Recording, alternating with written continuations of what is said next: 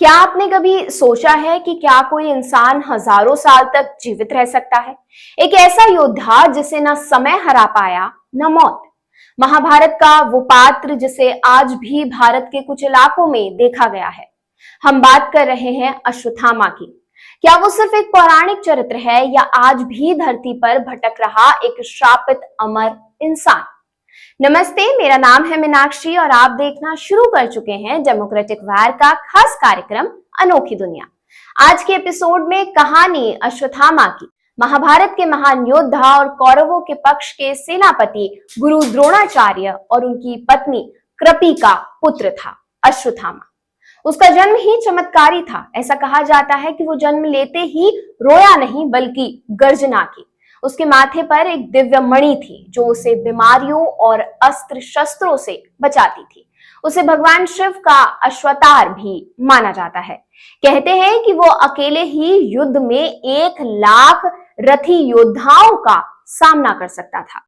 महाभारत युद्ध में जब गुरु द्रोणाचार्य मारे गए तो गुस्से में अश्वत्थामा ने पांडवों से बदला लेने के लिए एक तरकीब निकाली। एक रात वो चुपचाप पांडवों के शिविर में घुसा और द्रौपदी के 5 पुत्रों की हत्या कर दी, जो पांचाल और पांडवों की संयुक्त सेना के राजकुमार थे।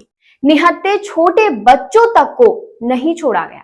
सुबह जब द्रौपदी ने अपने बच्चों की लाशें देखी तो वो क्रोध और शोक से भर गई।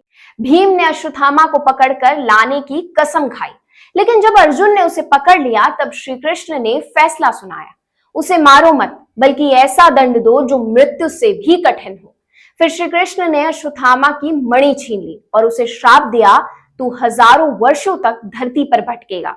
तेरे शरीर से मवाद और खून बहता रहेगा, ना तुझे शांति मिलेगी ना मृत्यु।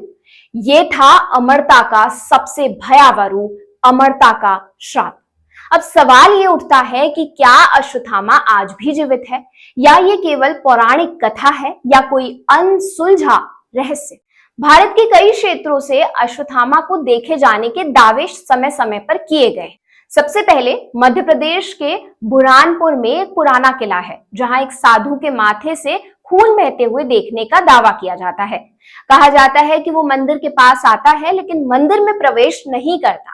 उत्तराखंड के तपोवन, उत्तरकाशी और चंबा इलाकों में भी कई साधुओं और स्थानीय लोगों ने एक ऐसे रहस्यमय व्यक्ति को देखने की बात कही है जो ना बूढ़ा होता है ना मरता है।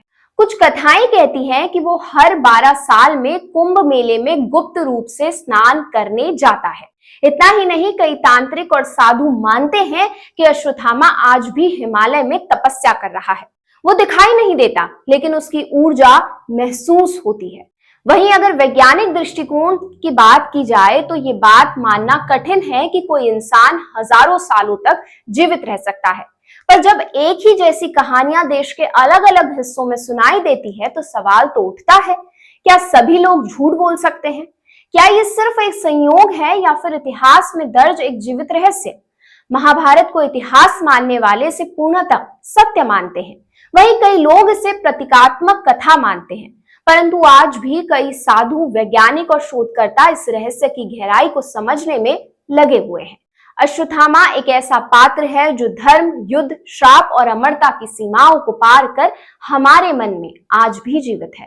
शायद हम कभी नहीं जान पाएंगे कि वो जीवित है या नहीं, लेकिन जब जब कोई माथे से खून बहते व्यक्ति को देखता है, अश्वत्थामा का रहस्य और गहरा हो जाता है।